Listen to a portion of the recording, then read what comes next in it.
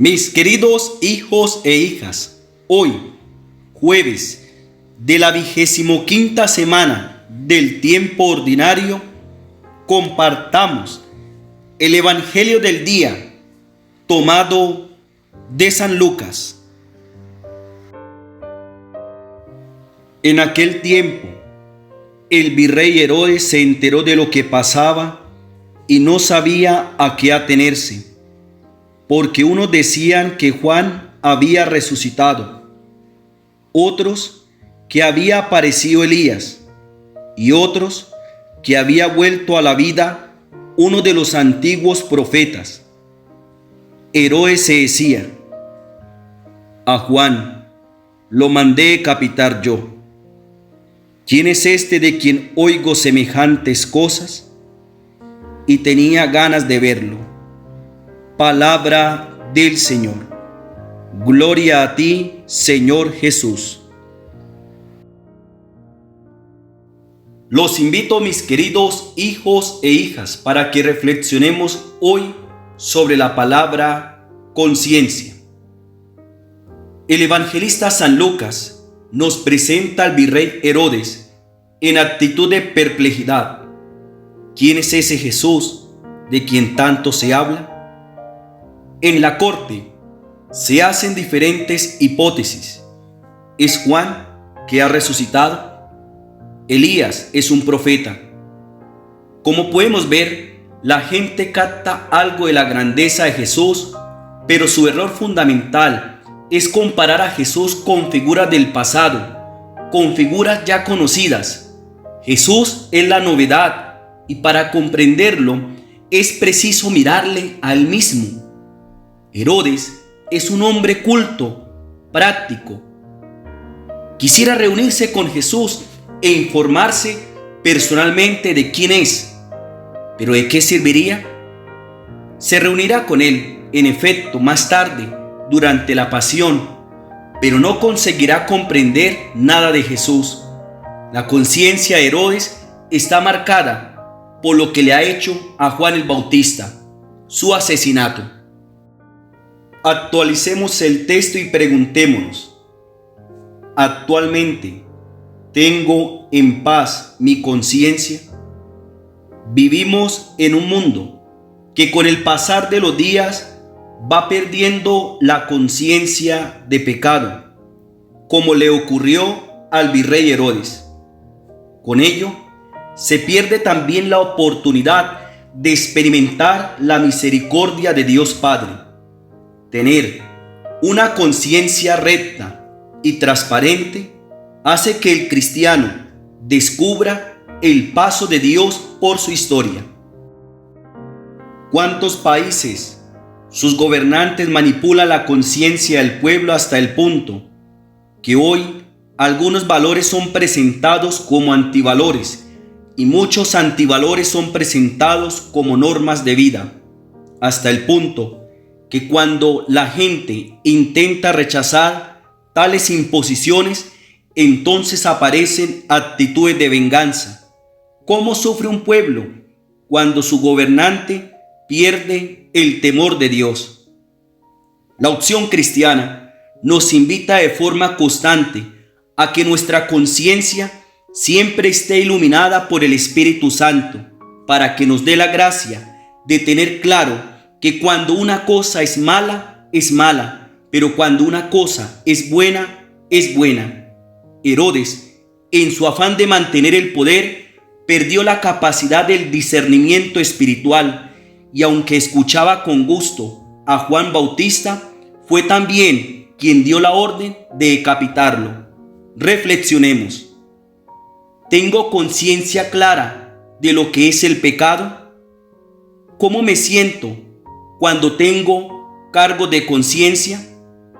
¿Busco reconciliar mi conciencia con Dios a través del sacramento de la confesión? Nuestra vida espiritual, cuando tiene un encuentro permanente con la persona de Jesús, en la lectura orante de la palabra de Dios, la oración, la vida sacramental y el ejercicio del apostolado, crece en la madurez de la conciencia recta. Nos recuerda nuestro Papa emérito Benedicto XVI. La conciencia del creyente se afina cada vez más gracias a una devota y consciente participación en la Santa Misa, que es el sacrificio de Cristo para la remisión de los pecados. Cada vez que el sacerdote celebra la Eucaristía, recuerda en la plegaria eucarística que la sangre de Cristo se derramó para el perdón de nuestros pecados, por lo que en la participación sacramental en el memorial del sacrificio de la cruz se realiza el pleno encuentro de la misericordia del Padre con cada uno de nosotros. Miremos nuestros hogares y pensemos: mi esposo o esposa es persona de conciencia recta. ¿He manejado en mi vida matrimonial una conciencia relajada? ¿Mis padres han obrado siempre con recta conciencia? ¿Cuál de mis hijos perdió la conciencia de pecado y todo le da igual? ¿Qué hijo obra con conciencia recta? ¿Qué hermano se instaló en un pecado y no quiere salir de él? ¿Qué familiar tiene una conciencia escrupulosa? En mi sitio de trabajo, mi jefe obra sin conciencia recta en algunas cosas. ¿Qué compañero justifica lo malo que hace? En una comunidad parroquial, ¿tengo conciencia clara de la misión de evangelizar? ¿Qué compañero de la pastoral perdió la conciencia recta y le gusta meter cizaña en mi grupo apostólico? Mis queridos hijos e hijas, nuestro punto de referencia para tener una conciencia recta y en libertad es Jesucristo. Perseverar en el buen obrar no es fácil ante un mundo que quiere vivir como si Dios no existiera. El creyente ha de mantenerse en la verdad del Evangelio que ha recibido.